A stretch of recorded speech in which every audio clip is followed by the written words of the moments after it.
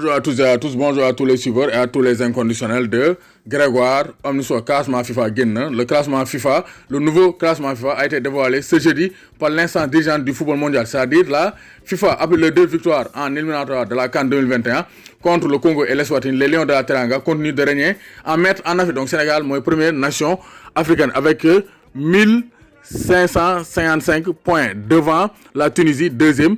Donc 1506 points, Nigeria troisième, 1493 points, Algérie quatrième, 1482 points, Maroc cinquième, 1456 points. Donc Sénégal, première nation africaine et 20e nation mondiale derrière la Pologne 19e, Suède 17e, donc Suède 18e, donc 17e ex aequo, Chili, Danemark, Allemagne, Pays-Bas. Donc Sénégal quand même, nous le top 20 ou bien le top 15 mondial. Donc Sénégal, moi, la première nation africaine d'après le dernier classement FIFA sorti ce jeudi 28 novembre 2019. Mais sur le plan mondial, Sénégal bouge au là, il garde sa 20e place.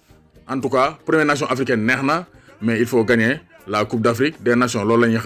Parce que comme nous l'avons dit, coupe la ñu bëgg Sénégal coupe la ñu bëgg gis nañ en Ligue des Champions Mourinho fait renaître Serge Aurier. Donc Aurier a marqué donc son premier but en Ligue des Champions avec Tottenham, passeur et buteur décisif, l'enfant donc d'Abidjan, Serge Aurier a marqué. Et Serge Aurier actuellement il est de retour en forme. Donc en Ligue des Champions aussi, gis nañ ne Hakim Ziyech, buteur et passeur. Hakim Ziyech aussi il s'épanouit avec l'Ajax d'Amsterdam. Il a marqué et il a donné une phase décisive à Queens Proms, donc l'international néerlandais qui est actuellement en pleine forme. Donc Ajax aussi, ku ñamee na nga taxaw, ku ragal na nga daw.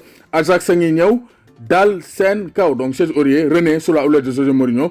Youssef El Arabi aussi, ancien international marocain aussi, a marqué pour l'Olympiakos. Le Pirée international sénégalais, Krépin Diatta a marqué. Le Tanzanien aussi a marqué. Mbwana Ali Samata a marqué, a sauvé l'honneur face à Salzbourg. Donc il a marqué le but de Genk face à Salzbourg. Donc les Sénégalais ils ont marqué. Hein? Donc les Sénégalais ont marqué, mais aussi les Africains de manière globale. Donc ont brillé. Donc Serge Aurier a marqué, Krépin a marqué, Youssef El Arabi a marqué, Mbwana Ali Samata a marqué, Hakim Ziyech a marqué. Voici 5 Africains qui ont marqué durant cette 5e journée de Ligue des Champions. Gisnem Islam Slimani est le meilleur passeur de la Ligue 1 française. Donc après 14 journées, il est le meilleur passeur de la Ligue 1 française. Vraiment, à 31 ans, l'international algérien renaît du côté de Monaco avec 8 passes décisives en 10 matchs. Vraiment, il est au summum de sa forme. Donc il est devant le Brestois Yohan Kour avec 7 passes décisives et Angel Di Maria, 3e meilleur passeur avec 6 passes décisives. Donc 6 buts en 10 matchs et 8 passes décisives. Islam Slimani renaît du côté de la principauté. Mais vraiment, CAF, Afrique, l'Afrique doit se battre pour éviter ces forfaitures. Parce que l'Europe, vraiment, FIFA, li ñu bëgg def dafa ñaaw. FIFA, li mu bëgg def Afrique aussi, dafa yomb. Gars, dañoo war a bañ. Il faut refuser.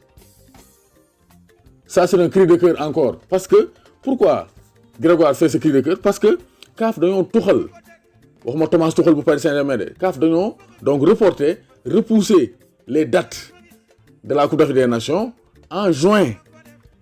Coupe d'Afrique des Nations 2019 ñu ko def en juin parce que en janvier il y avait des problèmes, libération des joueurs et tout, calendrier bi yenn joueurs yi dañuy teg pression pour ñu bañ a ñëw.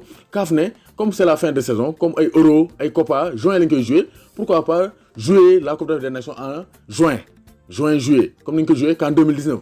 Mais il se trouve que à partir de 2021, la FIFA a décidé de changer les dates de la Coupe du Monde des clubs. Donc nous avons fait en juillet 2021, à partir de 2021, nous avons fait sous forme de Coupe du Monde 2021-2025 par 4 ans. Mais vous avez fait un chevauchement, un télescopage, collision entre les compétitions africaines, Coupe d'Afrique des Nations, et la Coupe du Monde des clubs. Te dina am ay africains yoo xam ne mën nañu am possibilité de jouer la Coupe du Monde des clubs te bu boobaa day am choix Sadio Mané moom nee na y a pas de choix à faire su ma nekkee situation boobu je vais porter le maillot de l'équipe nationale du Sénégal, je ne vais pas jouer pour mon club.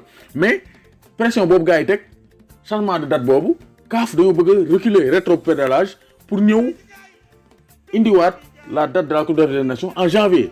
Donc loolu la gars yi di guñumtu, loolu la gars yi bëgg a def te loolu bu ñu ko defee aussi c'est pas normal, il faut être rigide. FIFA mu ñëw di ñu forcer Coupe du Monde des clubs bi nga xam ne c'est pas une compétition continentale mu ñuy forcer.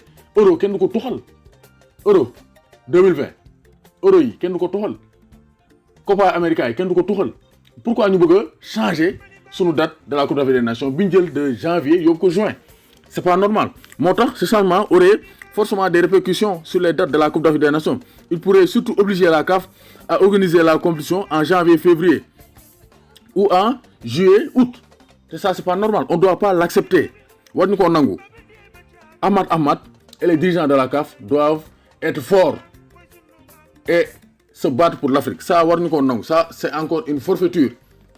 Tout le monde a un club, si on a une date du tomber Coupe d'Afrique des Nations. Pourquoi tu as une date qui tomber donc l'Euro 2020 ou bien une Euro wala Copa yi donc la Coupe d'Afrique des Nations c'est pas normal. Gars dañoo yëpp Afrique nag dañoo war a bañ Ahmad président de la CAF il faut se dresser ñoom Augustin Senghor dañoo war a wax c'est pas normal que ñuy ñëw di tuxalaat donc la date de la Coupe d'Afrique des Nations à cause de la Coupe du monde des clubs. Ça on n'est pas d'accord. doomu Gaynde Njaay warul tiit warul ragal. N'oubliez pas de vous abonner, de abonner chaîne YouTube Grégoire, d'aimer, de partager vidéo yi. Tam leen aussi compte Instagram Grégoire. Ngeen tapez Grégoire Omnisport sur Instagram ngeen abonné wu. Parce que foofu aussi nañ fa def ay direct ngeen mën di woote en direct yi di saf-saf. Dam leen aussi page Facebook Grégoire ngeen abonné foofu parce que naa fay partager vidéo yi. Donc Grégoire partout. Allah accu amul bàyyi.